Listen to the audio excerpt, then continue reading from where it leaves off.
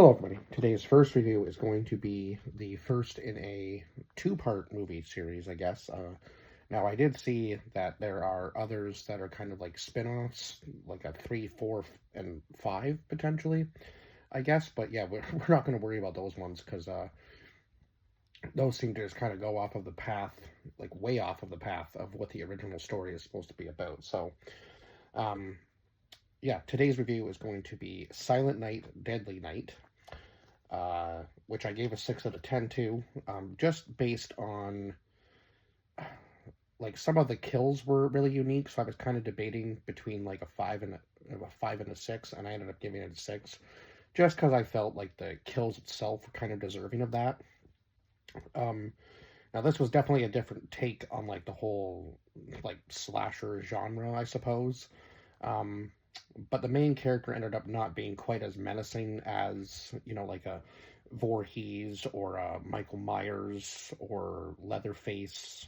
Like, all those guys kind of are like, you know, big menacing figures, and everybody else is, supposed to be like obviously smaller in stature and size and so on and so forth. And it just ends up being, that you're not really supposed to be able to take on the killer. But in this one, it was kind of just like a kid who ends up kind of growing up and slowly kind of succumbing to what had happened to him as a child, obviously. But we'll go over the cast list first, as always. So Lillian Chauvin, who played Mother Superior, Gilmer McCormick, who played Sister Margaret, Tony Nero, who played Pamela, Robert Brian Wilson, who played Billy, who was our main character. Now, there were 3 different actors that actually played Billy, but I just put the one where he's a little bit older in here because that was really the main one of the film. Britt Leach, who played Mr. Sims, Randy Stumpf, who played Andy, Will Hare, who played the grandpa, Tara Buckman, who played Ellie, who was Billy's mother, uh, Joff Hansen, who played Jim, who was the father, and then Charles Deercop, who played Killer Santa. So Billy did have a brother too, but I can't for the life of me remember his name. Um, but yeah, I did give this movie a 6 out of 10 just based on like the kills. And of course, it always seems like with these older movies that they just add some stuff that's like sort of unnecessary to the plot. But yeah, I guess if you've seen this movie, you might kind of guess as to what I'm talking about. So we start out in on Christmas Eve of 1971. So at this point, Billy's just a kid, and I guess they're going to visit his grandfather. His grandfather's not doing too well, and I guess obviously his mom and dad want Billy to see his grandfather at least once, or at least one more time, I guess, before maybe he passes away. Was kind of their thought. So I guess their grandfather is playing a little bit of possum because once they go into the room to talk to, I imagine he's probably in like a nursing home or maybe a retirement home. I'm not really sure which one. But anyway, so Billy's grandfather kind of like comes to all of a sudden and then starts talking about how Santa punishes the ones who aren't good all year. And then, of course, goes back to being like normal, like kind of goes back to like his, I guess, plain possum state once the parents come back into the room. And then, of course, when Billy's on, when they're going back, when they're on the road again, going back home, Billy brings it up that his grandfather had said that to him, and his parents kind of like go, "Well, why would he lie to us? He's just a kid, right?" Um, but I think they were thinking about turning back around, but then they said no and scratch that. And of course, at the same time, there has been this Santa that's robbed this convenience store, and it ends up that his car, I guess, has broken down in front of them, so they end up having to stop for him. And then, of course, he actually ends up killing the parents, and I'm not really sure uh, how Billy's younger brother ended up escaping. Now, I guess maybe the killer just ended up leaving uh, Billy and the other kid alone and just killed the parents and maybe left the baby behind. I'm not really sure. They never really showed that part. I'm assuming the killer ended up taking the car because that would only make sense if his own car was broken. Like that was why he was that's why he was going after that car, right? Was because he was trying to carjack them and then ended up killing them anyway. So a few years later, in December of 1974, Billy is now in an orphanage. So I'm not exactly sure how old Billy was supposed to be when they were going to visit the grandparents, but I think they said in 1974 he was supposed to be 8. I guess that would make sense because in the IMDb page it said that he was 18 when he starts working at the store. So he's in an orphanage now, and of course Mother Superior seems to be the owner of the orphanage. And it just seems that Billy's visions are kind of getting worse each year, according to what was it, Sister Margaret?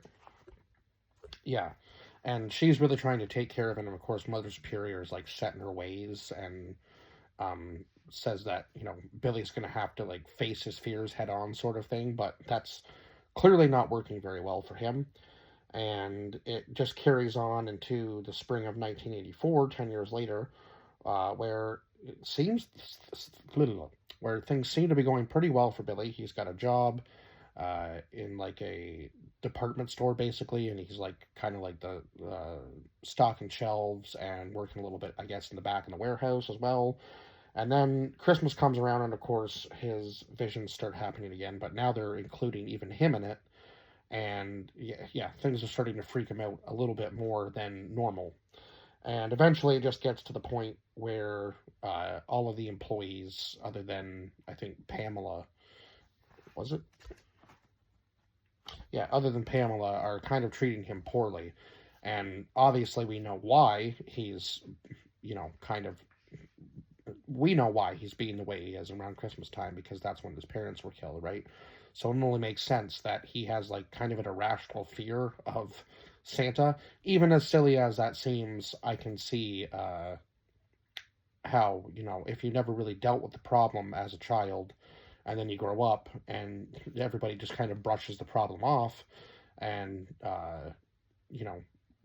punishes you for the issue as you're growing up, it's only going to continue to get worse, right? So eventually he ends up snapping, and this is after he is asked to play Santa Claus at his work, and he, of course, quietly agrees, and then eventually things just spiral at the like after party after they shut down like their little Christmas get together with his boss and a few other employees, and he ends up snapping and killing all of them. So yeah, he snaps at his company Christmas party, and oh my god, some of this was just ridiculous. Like he has, I can't remember what his first weapon of choice was. I think it was actually the Christmas lights in the warehouse part. And then the one that was weird to me was like why he killed Pamela, but I guess he was killing her because of what she had done in that time that he ended up killing Andy as well. Yeah, it was just so weird because it seemed like she was the only one that treated her nice, so I thought maybe he would have kept her alive. But I guess she kind of goes off the rails a little bit and calls him crazy, so I can understand why he might have snapped at her too, I guess, in that moment. But yeah, he ends up killing her as well. And then obviously he kills his boss, and then I'm not really sure whether it was like his boss's wife or like love interest in the movie that comes back and finds him with the hammer in his head. And then of course she kind of gives Billy a little bit of a run for his money. But the weirdest scene in this movie had to be with her, where she actually is able to take the axe away from Billy. She goes to the door, and the door is completely glassed, so she could have easily broke it. Now, the thing that I don't understand is why she just didn't, and then go out the door, right? But she, like, aims the axe at the door, and then decides not to break the glass, aims it at the wall, turns around, and suddenly Billy has a bow and arrow in his hands, and shoots an arrow and kills her. I was like, where did he even get that from? Like, this is one of those things about, like the horror movie genre that I'm like, okay, like, where did he have the time to even find that and load it in like a mere matter of seconds? for him to get that kill off. It was just like, it was a unique kill, but it was just so weirdly placed and timed. So anyway, Billy ends up leaving the store and going on this like random killing spree around the town, which really didn't make a whole lot of sense, other than the fact that I guess he thought maybe he was Santa at that point, and he was kind of trying to punish everybody that was being bad, or in this case, on the naughty list, or you'd been naughty and not good all year. It was just so weird hearing them say that throughout the film. But yeah, the one thing Billy kept saying was like punish every time he would kill somebody, right? So he ends up getting into this like couple's house, and the weirdest thing was when he kills the girl in the house. That was probably the most unique kill, like him picking her up and putting her on like the antlers of the deer head on the wall. I think that was the most unique kill in this movie. But the thing that I didn't understand is that her boyfriend is in the next room and hears none of that. And then somehow he's able to fight Billy off, but Billy just seems like almost like the Terminator in this movie. No matter where he gets hit, he just keeps getting back up. So I was like, okay, what is this guy made of? Like, I think they were trying to make him seem like super strong compared to everybody else. But again, the weirdest part for me was that he let the beard like just hang like around his chin instead of putting it up. I think if he had put the beard, like the fake beard up, it would have been a bit more menacing, because again, you know it's Billy, but nobody else knows who he is, right? So I think it would have added to the whole like menacing part of the character, right? Or you know, like the intimidation factor, I suppose. So of course the police believe that Billy is on his way to the orphanage, and then of course the cop ends up seeing a Santa going towards the kids at the orphanage and shoots him. But it turns out that was the wrong Santa, and Billy does make it into the orphanage, and I think he's getting ready to kill Mother Superior when he ends up getting shot himself, and then kind of like says that, you know, it's over now, Santa is no more sort of thing at the end of the movie. So yeah, just a very all-around weird slasher film, but I mean it had its good points.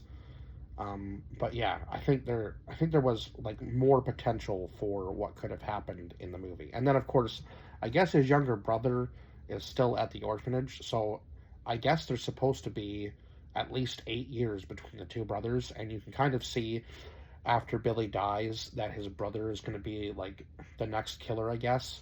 So I guess we'll find out in Silent Night, Deadly Night 2, or the original title, Deadly Night Part 2. I don't know why they took the part out, but anyway, yeah, I guess I will see you guys in that review, because I'm going to upload it on the same day. So yeah, see you guys in the next review. Bye-bye for now.